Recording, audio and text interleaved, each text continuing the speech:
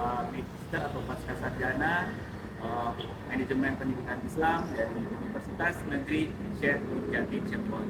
Nah, dalam video kali ini saya akan memaparkan materi tentang model pembelajaran. Nah, sebelum kita masuk ke dalam materi, pada video kali ini saya ingin mengajak kita semua untuk merenung sejenak.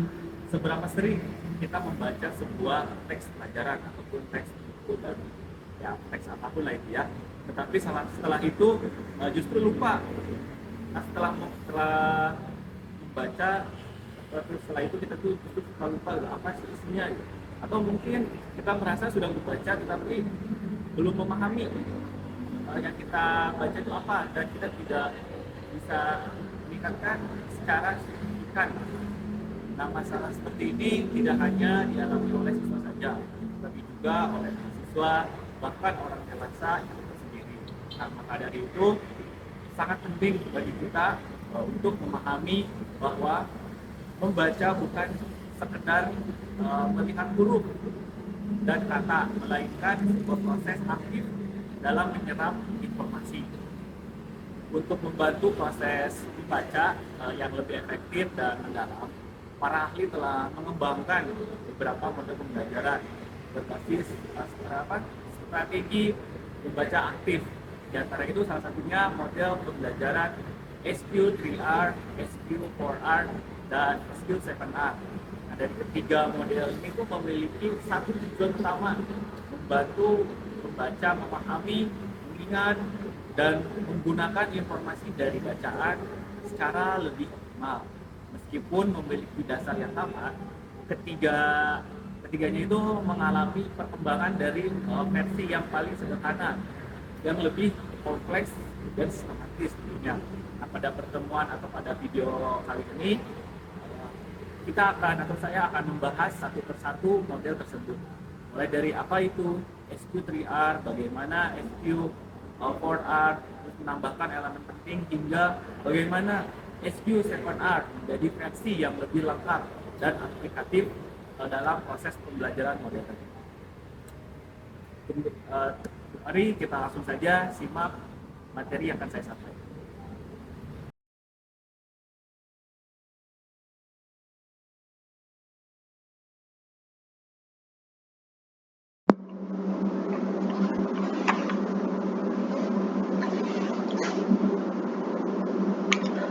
Pengembangan model pembelajaran SQ3R, SQ4R, and SQ7R.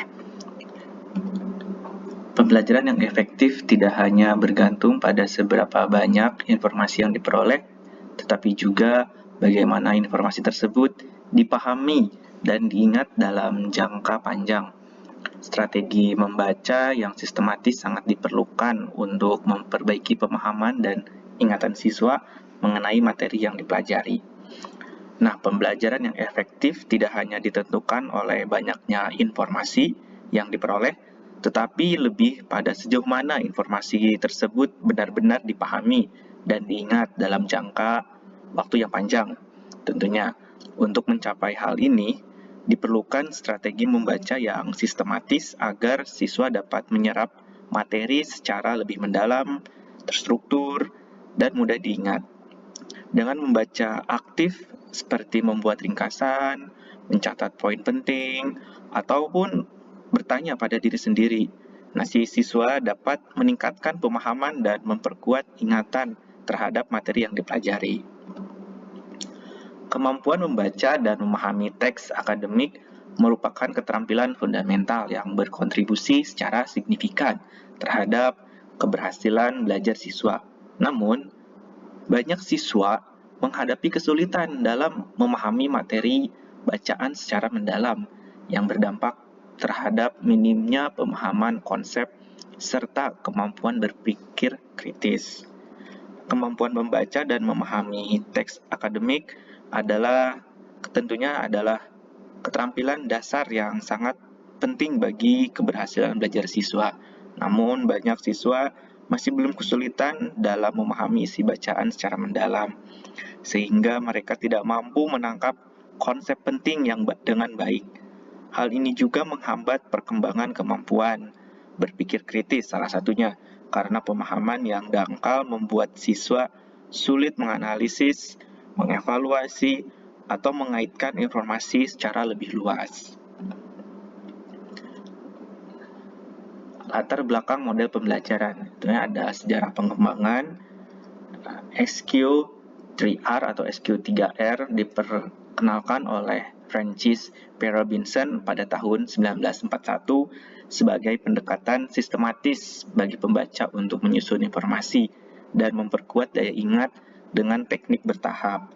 Nah, SQ3R ini adalah metode membaca yang dikembangkan oleh Francis P. Robinson pada tahun 1991, sebagai pendekatan yang sistematis, ternyata yang sudah diucapkan, untuk membantu memahami dan mengingat informasi secara lebih efektif.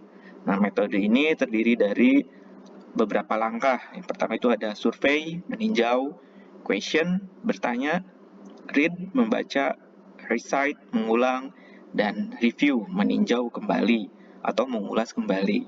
Dengan mengikuti tahapan ini, pembaca dapat lebih mudah menyusun informasi dan memperkuat daya ingat, serta meningkatkan pemahaman terhadap materi bacaan.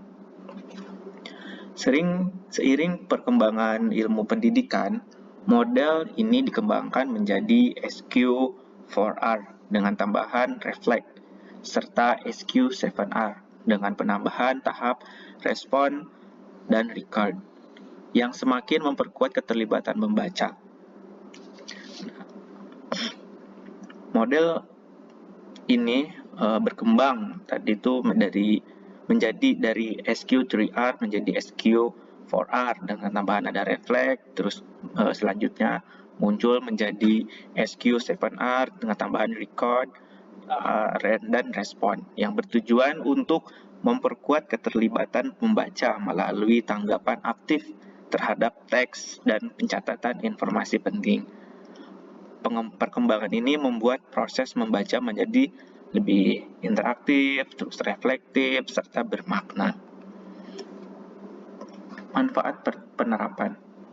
Penerapan model pembelajaran ini memiliki banyak manfaat bagi siswa tentunya, terutama dalam meningkatkan kemampuan membaca kritis, memperkuat daya ingat, serta membantu mereka menghubungkan informasi dengan konteks yang lebih luas.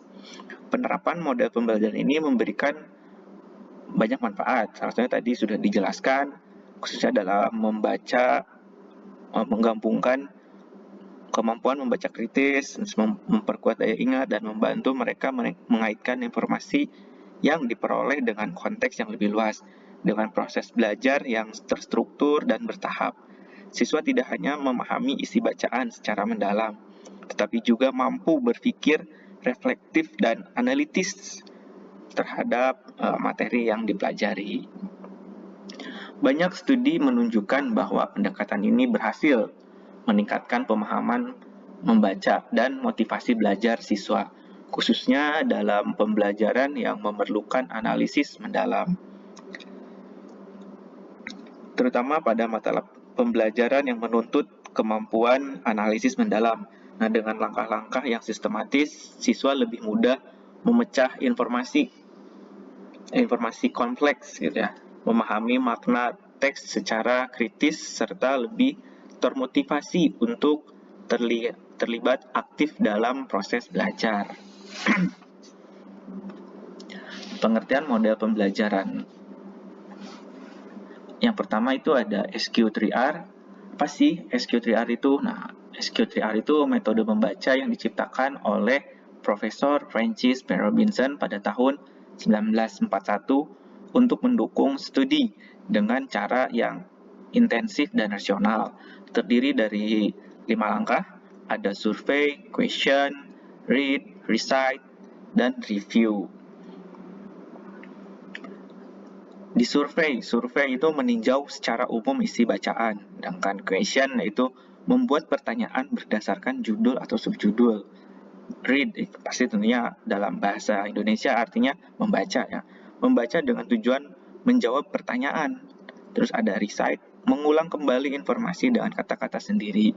Dan ada review, meninjau ulang seluruh materi untuk memperkuat ingatan dan pemahaman. Ada SQ4R.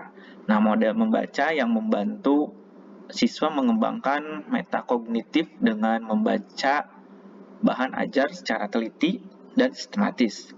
Terdiri dari 6 langkah. Pertama ada survey, question, read, reflect, recite, and review. Di sini yang berbeda ada di reflect. Nah, reflect ini merenungkan isi bacaan dan mengaitkan dengan pengetahuan sebelumnya. Terus yang terakhir ada SQ7R. SQ7R ini pengembangan dari model SQ3R dan SQ4R yang dirancang untuk meningkatkan pemahaman siswa terhadap teks materi pelajaran melalui 7 langkah. Nah, tadi kan ada 5 langkah, terus 6, nah sekarang jadi 7 langkah, lebih kompleks gitu, lebih banyak lagi gitu. Dan pastinya tentu ini dari perkembangan dari SQR, SQ3R, SQ4R dan sehingga menjadi SQ7R yang lebih lengkap. Nah, di sini ada tambahan, tadi ada write dan extend. Di write ini mencatat poin penting. Nah, extend ini memperluas pemahaman dengan menghubungkan informasi baru ke konteks yang lebih luas gitu. Pendekatan ini mendorong keterlibatan aktif dan berpikir reflektif dalam proses belajar. Nah, ada beberapa karakteristik dari setiap SQ3R, SQ4R, dan SQ7R. Yang pertama SQ3R. Tujuan utamanya untuk SQ3QR ini memahami dan mengingat isi teks dengan lebih efektif. Nah, memahami dengan isi teks dengan lebih efektif ini berarti si siswa ini mampu menangkap makna bacaan secara mendalam serta memahami atau menyimpan informasi tersebut dalam ingatan jangka panjang. Hal ini dapat dicapai melalui strategi membaca yang terstruktur, seperti membuat pertanyaan, mencatat poin penting, serta meninjau kembali materi yang sudah dibacanya. Terus sehingga informasi lebih mudah, pertama itu dipahami, terus diolah dan diingat saat dibutuhkan. Struktur sistematis. Nah, 5 langkah tahap terstruktur dan berurutan. Nah, 5 langkah itu tadi pertama ada survei, terus ada question, read, recite, dan review. Nah, pendekatan aktif. Nah, mendorong pembaca lebih aktif gitu ya, mencari ide pokok atau isi teks ini tuh tentang apa sih gitu, membahas tentang apa sih gitu. Nah, mendorong si pembaca ini aktif mencari ide pokok, melibatkan si siswa secara langsung dalam proses memahami bacaan dengan cara mengidentifikasi gagasan utama tadi, terus dari setiap paragraf atau sebagian bagian teks. Nah, dengan pendekatan ini pembaca tidak hanya pasif menerima informasi tetapi secara sadar menyeleksi dan menyimpulkan inti dari bacaan, sehingga pemahaman menjadi lebih mendalam dan terarah. Nah, penguatan memori mendukung retensi informasi jangka panjang. Nah, ini membantu si pembaca menyimpan dan mengingat informasi yang telah dipelajari untuk waktu yang lebih lama atau jangka panjang. Nah, hal ini tuh dicapai melalui strategi pembelajaran atau strategi belajar yang melibatkan pengulangan, terus pengaitan informasi dengan pengetahuan sebelumnya, serta penerapan aktif seperti merangkum atau mengajarkan kembali materi, sehingga informasi lebih tertanam kuat dalam ingatan. Metode SQ3R membantu pembaca memahami, khususnya untuk siswa gitu, memahami dan mengingat isi teks melalui 5 tahap yang tadi itu. Pertama itu ada survei, memperoleh gambaran umum, membuat pertanyaan terkait isi bacaan, membaca teks dengan fokus, menyampaikan kembali inti bacaan dengan ungkapan sendiri, dan meninjau kembali bagian penting tanpa harus membaca ulang seluruh isi atau seluruh teksnya gitu. Nah, selanjutnya ada di SQ4R. Pertama itu partisipasi aktif ya. Keterlibatan siswa dalam setiap fase pembelajaran. Ini sangat penting ya. Berarti si siswa ini secara aktif terlibat dalam seluruh proses belajar, itu mulai dari pramembaca, membaca, hingga pasca membaca. Dalam model seperti SQ3R atau SQ4R, setiap langkah-langkah meninjau, terus bertanya, membaca, mengulang, dan meninjau kembali mengharuskan siswa berpikir, terus merespon, dan memproses informasi, sehingga mereka tidak hanya menerima materi secara pasif, tapi benar-benar memahami dan menguasai secara mendalam. Keterlibatan personal. Nah, membangun hubungan materi. Nah, di sini si siswa mengaitkan informasi yang dibaca dengan pengetahuan, terus juga pengalaman atau konteks yang sudah mereka miliki tentunya. Nah, dengan cara ini tuh materi tidak dipahami secara terpisah, melainkan menjadi bagian dari pemahaman yang lebih luas. Nah, sehingga si siswa ini lebih mudah menyerap, mengingat, dan mengaplikasikan informasi dalam situasi nyata. Berpikir kritis, nah, mendorong keterampilan analitis dan reflektif. Nah, ini tuh membantu si siswa untuk tidak hanya memahami si bacaan saja, tetapi juga menganalisis informasi secara kritis dan merenungkan maknanya. Dengan membaca secara mendalam, mengevaluasi argumen, serta mengaitkan materi dengan sudut pandang atau pengalaman pribadi gitu. Siswa dilatih untuk berpikir lebih tajam, seperti penilaian yang logis, dan mengembangkan pemahaman yang lebih matang terhadap materi yang dipelajari. Struktur sistematis. Nah, pendekatan terarah dan terorganisir. Nah, itu merujuk pada metode pembelajaran yang mengikuti langkah-langkah sistematis yang jelas gitu, sehingga siswa memiliki panduan dalam memahami materi dengan struktur yang runtut seperti dalam model SQ3R dan atau SQ4R. Nah, proses belajar menjadi lebih fokus, terus efisien dan mudah dipantau. Hal ini membantu siswa membangun pemahaman yang lebih kuat dan mencegah kebingungan dalam menyerap informasi. Nah, model SQ4R ini merupakan strategi membaca yang aktif untuk meningkatkan pemahaman serta ingatan siswa mengenai materi yang dibaca. Model ini sangat cocok diterapkan dalam pembelajaran berbasis teks gitu. Contohnya salah satunya ada teks naratif, teks cerita gitu ya. Terus karena kemampuan membantu siswa memahami ide pokok dan informasi secara efektif. Nah, selanjutnya yaitu SQ7R. Pembelajaran terpadu. Apa sih pembelajaran terpadu? Nah, maksudnya ini keterlibatan siswa secara menyeluruh. Nah, berarti si siswa ini aktif berpartisipasi dalam semua tahapan proses pembelajaran sama yang sebelumnya di SQ4R gitu. Nah, baik secara kognitif, emosional maupun fisik. Nah, dalam pendekatan ini seperti SQ3R dan SQ4R, siswa tidak hanya membaca tetapi juga berpikir kritis, terus membuat pertanyaan, mencatat, mengulang, dan merefleksikan materi. Keterlibatan ini membantu meningkatkan pemahaman, terus juga retensi informasi, serta motivasi belajar secara keseluruhan. Terus ada 7 langkah sistematis yang tadi itu. Nah, di sini ada proses terstruktur dan komprehensif.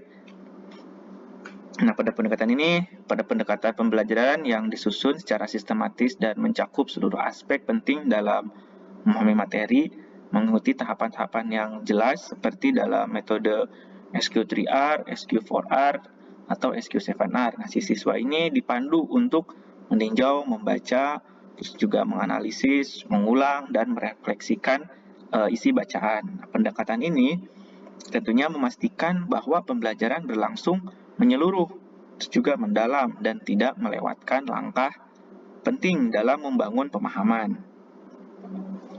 Pengembangan berpikir kritis. Nah, meningkatkan analisis dan organisasi informasi. Itu membantu siswa dalam mengurai isi bacaan menjadi bagian-bagian penting. Memahami hubungan antar ide serta menyusun informasi secara logis dan sistematis. Dengan pendekatan seperti SQ3R atau SQ4R, siswa dilatih untuk mengidentifikasi gagasan utama, terus membuat catatan yang terstruktur, dan mengelompokkan informasi. Nah, sehingga si kemampuan berpikir analitis dan keterampilan mengatur materi menjadi lebih berkembang. Pembelajaran mandiri. Nah, mendorong tanggung jawab belajar. Nah, ini si siswa berarti menanamkan kesadaran tentunya ya pada diri sendirinya atau pada dirinya gitu untuk aktif mengelola dan mengarahkan proses belajarnya sendiri. Nah, melalui pendekatan SQ3R atau SQ4R, siswa dilibatkan secara aktif dalam setiap tahap pembelajaran, mulai dari merencanakan, membaca dengan tujuan, terus juga mencatat, hingga meninjau kembali, sehingga mereka tidak bergantung sepenuhnya pada guru gitu, tetapi juga bergantung atas pemahaman dan kemampuan atau kemajuan belajarnya.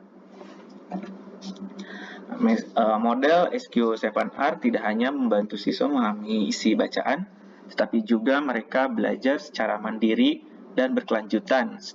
Setiap langkah dirancang untuk membangun kemampuan berpikir kritis, meningkatkan daya ingat, dan membantu siswa mengorganisasi informasi dengan lebih baik.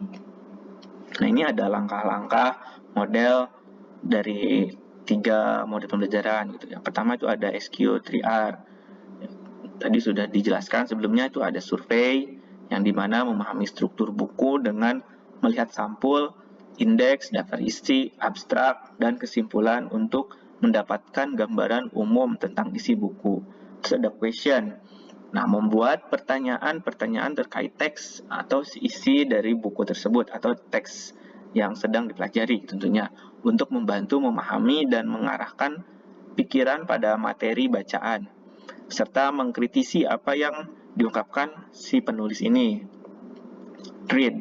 Nah, ini pasti sudah jelas ya, membaca dengan bantuan pertanyaan yang tadi disusun tadi, memperlambat pada bagian penting dan mempercepat pada bagian yang kurang signifikan.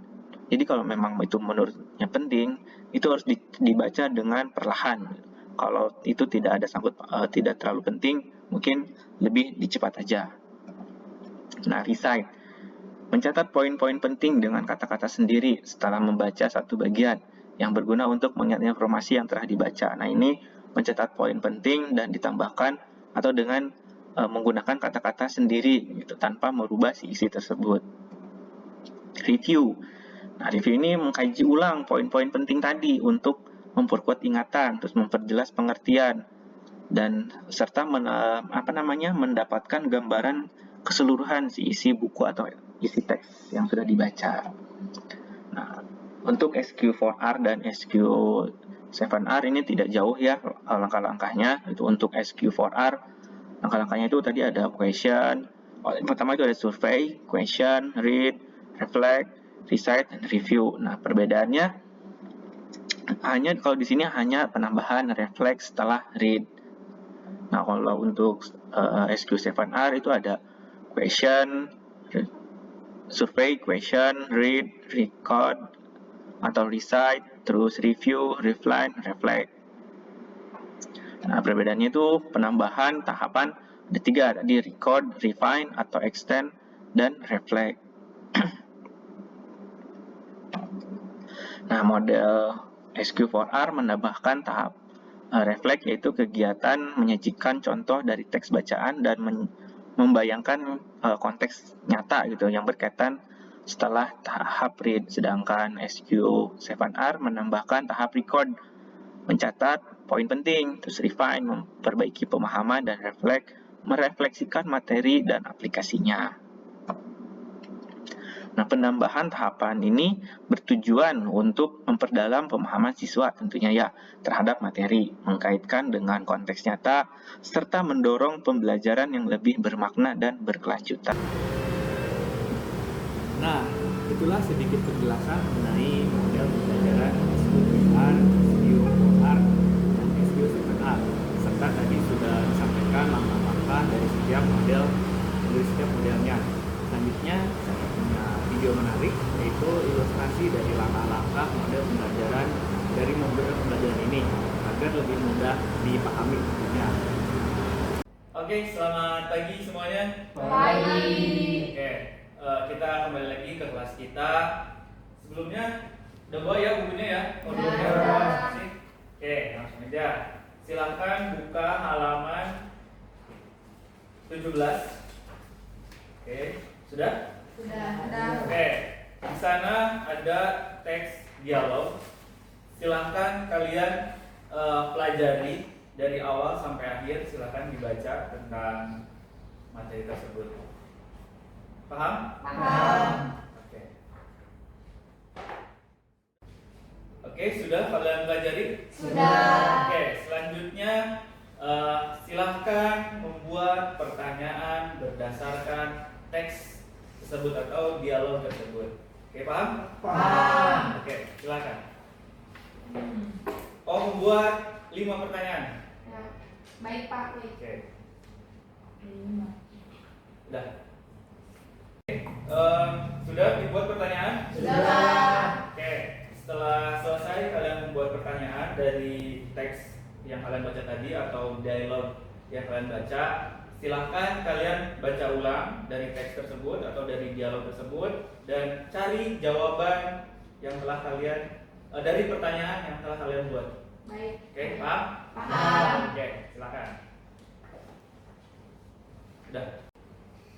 Oke, gimana pertanyaan yang telah kalian buat udah dijawab semua? Sudah. Oke, nah selanjutnya silahkan kalian baca kembali dari pertanyaan dan jawaban yang telah kalian tulis. Silahkan kalian pelajari kembali dan baca kembali dari pertanyaan dan jawabannya. Oke, Baik Pak. silakan. Oke, silakan kalian pelajari lagi, baca sekilas untuk materinya. Oke. Sudah? Sudah. Oke, kalau sudah, silakan ditutup bukunya. Oke, nah, saya mau tanya nih, apa yang telah kalian pelajari dari dialog yang telah kalian baca tadi? Oke, silakan. Pertama ini kita ngebahas tentang conversation, Front office, oke. Lalu kita juga disuruh menghandle terhadap tamu dan memberikan pelayanan yang prima. Oke, dan 5 di front office ya, itu tentang apa? Tentang check-in check-out. Oke, tentang check-in check-out. Oke, bagus. Selanjutnya ada lagi? Oke, silakan. Apa? Dari dialog tersebut juga ada masalah yang harus di-handle sama pihak front office-nya Pak. Oh, berarti handle tamu berarti ya, komplain ya. Nah, tamunya Oke. komplain karena waktu saat tamunya check-in, tapi dia harus nunggu beberapa menit dan lumayan lama karena kamarnya itu belum ready. Belum ready. Oke, good. Oke, tadi teman-teman udah membaca, membuat pertanyaan. Oke, silahkan teman-teman baca kembali dari pertanyaan dan jawabannya. Silahkan. Oke, sudah? Sudah. Oke, kalau sudah, apa yang telah kalian pelajari? Apa yang kalian dapat dari dialog atau teks atau materi yang telah kalian tadi pelajari? Silakan. Oke, Jesse, silakan. Dijelasin di conversation housekeeping. Oke, conversation housekeeping membahas tentang. Membahas tentang tamu meminta tambahan extra bed. Oke, tambah extra bed ya. Oke, good. Ada lagi? Saya Pak, Oke, Ahmad, silakan. tadi juga dipelajari tentang mengatasi kendala. Ya, komplainan ya. Iya, kemudian seperti AC rusak, Oke. sama tadi tamunya minta tambahan handuk. Oke, tambahan handuk. Ada komplainan lagi ya, tadi kan ada tambahan, ada komplainan lagi juga. juga tentang AC-nya rusak atau nggak dingin ya, panas gitu. Terus sama minta tambahan handuk. Oke. Nah, kita di lapangannya nih, kalau seperti itu apa sih yang harus kita lakukan? Coba, apa sih yang harus kita lakukan? Apakah kita harus yaudah Pak ambil sendiri gitu? Masa tamunya ambil sendiri? Enggak kan? Ya, maksudnya kita sebagai hospitality atau sebagai departemen yang bertanggung jawab membantu membantu melayani tamu. Misalkan kalau kurang tadi minta extra bed ya, kita sebagai pelayan atau apa namanya, bukan pelayan ya, hospitality lah ya, yang membantu tamu, kita membantu tamu buat kebutuhannya gitu. Tadi ada extra bed, terus juga benerin AC ya, terus juga tadi minta handuk, langsung diambilin handuk. Terus juga pas kita melayani tamu, ingat ekspresinya harus seperti apa? Jangan ya, tapi harus dengan tapi senyum ya, senyum juga yang senyum yang kayak gitu. Senyumnya jangan yang paksa, senyum benar tulus gitu ya. Iya, kenapa? Karena nanti kalau si tamunya merasa wah ternyata pelayanannya bagus banget, terus karyawannya ramah-ramah, cantik-cantik, ganteng-ganteng, si tamunya bakal apa? Bakal punya pengalaman yang baik juga. Order atau balik lagi ke si tempatnya, dan itu bisa membuat si hotelnya makin bagus. Kan nanti bisa juga nih dari sini tuh ngomongin ke si temennya atau ke keluarganya, nih hotel sana bagus banget loh, layanannya bagus loh, saya minta ini, wah langsung cepet cet gitu. Oke, setelah kalian tadi membaca terus membuat pertanyaan dan menjawab pertanyaan yang telah kalian buat, nah terus juga kalian pelajarin lagi. Nah, sekarang apa sih yang kalian pikirkan ya tentang materi yang telah kita atau teman-teman yang sudah baca? Silakan. Oke, Kafira, silakan. Dari materi yang tadi dibaca itu kan ada dialog tentang gimana caranya melayani tamu dan handle komplain. Dari situ dapat pelajaran bahwa menghandle tamu dengan ketulusan dan dengan sepenuh hati itu bakalan berpengaruh terhadap okupansi dan revenue hotel tersebut, karena bakal orang tersebut bisa ada kemungkinan untuk balik lagi ke tempat kami dan lebih banyak melakukan apa ya, kayak lebih banyak promosi lah ya ke promosi, teman-temannya gitu. Wah, hotelnya itu bagus gitu. Balik lagi bisa juga dalam jumlah yang besar. Oke, good. Nah, satu lagi nih, mungkin langsung aja ya. Bagaimana sih implementasi dari gini aja. Apakah dari teks tersebut bisa diimplementasikan di lapangan? Bisa. Oke. Implementasinya itu dari materi yang telah kita baca atau telah kalian baca, itu implementasinya seperti apa sih di lapangan itu? Kalau itu kan yang pertama tadi ada tukang front office yang check in check out, itu ada handle ada masalah kalau tamunya itu nunggu terlalu lama. Alangkah baiknya sebelum tamunya datang itu kan kita pasti ada menanyakan kapan tamunya datang, jadi untuk check in di jam berapa. Alangkah baiknya 30 menit sebelumnya itu kita pastikan lagi ke housekeeping bahwa kamarnya sudah tersedia atau belum, supaya tamunya tuh tidak kecewa, karena kan namanya orang mau nginep kan kadang capek gitu ya, terus mau langsung istirahat tapi ternyata harus nunggu. Oke, good. Ya, ada lagi yang teks kedua? Kalau teks kedua itu kan tentang housekeeping ya. Housekeeping. Mungkin juga kita bisa, kalau misalkan kita lagi dalam pekerjaan yang lain tapi tamunya minta kayak extra bed sama handuk tambahan, misalkan ada pegawai khusus atau dia bisa melakukannya, ya alangkah baiknya melakukannya dulu. Terus kalau misalkan AC-nya itu kurang dingin, karena kan kalau AC itu bukan termasuk ke housekeepingnya, itu masuknya ke engineering. Jadi alangkah baiknya kita kayak cek dulu ke kamarnya, terus kita mau minta izin ke orang yang tinggal di kamarnya kalau pihak dari hotel bakal ada pemeriksaan ke kamarnya gitu. Kalau yang mau dari izinin, kita langsung menghubungin dan nge-follow up ke departemen lainnya bersama. Oke, ya jadi ada departemennya masing-masing ya gitu, nggak semuanya dikerjain sama satu orang atau satu departemen, karena kan di hotel itu ada beberapa departemen kan. Nah, fungsinya banyak departemen ini itu untuk pembagian tugas gitu. Misalkan akunting keuangannya gitu, front office bagian melayani tamu di depan, housekeeping bagian bersihin kamar, make up roomnya, engineering yaitu perusahaan alat elektronik gitu, entah itu AC tadi ya seperti yang ada di yang tadi di materi, terus juga bisa kalau TV rusak gitu. Nah tadi juga benar disebutin, kita meminta izin. Nah ada SOP tertentu, pasti ada SOP-nya. SOP-nya meminta izinnya seperti apa? Tutup pintunya. Berapa kali? 3 kali. Gitu ya. Sudah.